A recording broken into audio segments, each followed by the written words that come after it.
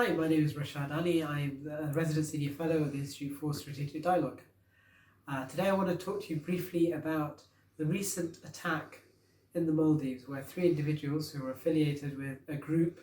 that has sworn its allegiance to the Islamic State of Iraq and Syria, or ISIS, or the Levant, and the recent incidents have raised questions about what appears to be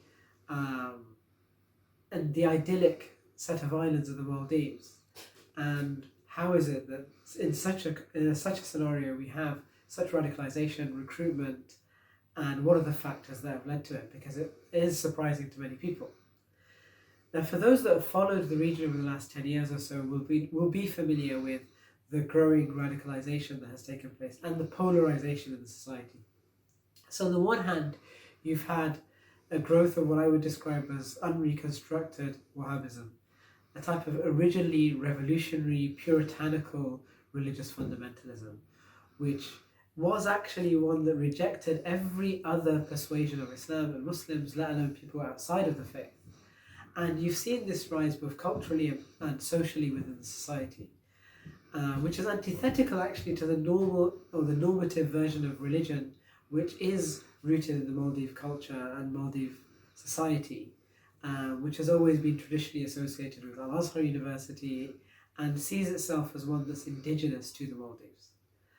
The other side of that spectrum has been the growing liberal perspective, which essentially is one that is building itself on a basic concept of human rights, of individual liberty, and this has caused, alongside the rise of radicalism, a number of tensions in the society. At the same time, you have a massive problem of internal migration and youth disenfranchisement. These are young people who have travelled into the city of Malé, who are often disenfranchised, they lack education, they are getting involved in drugs and gangs, and therefore their disengagement with wider society means they are a very vulnerable community ripe for radicalization. The combination of the wider polarization, the ideological extremism, and the vulnerable communities mean that actually when groups like ISIS and Al-Qaeda have started to become active, have had people that they can recruit, including up to 200 foreign fighters that have left for Syria,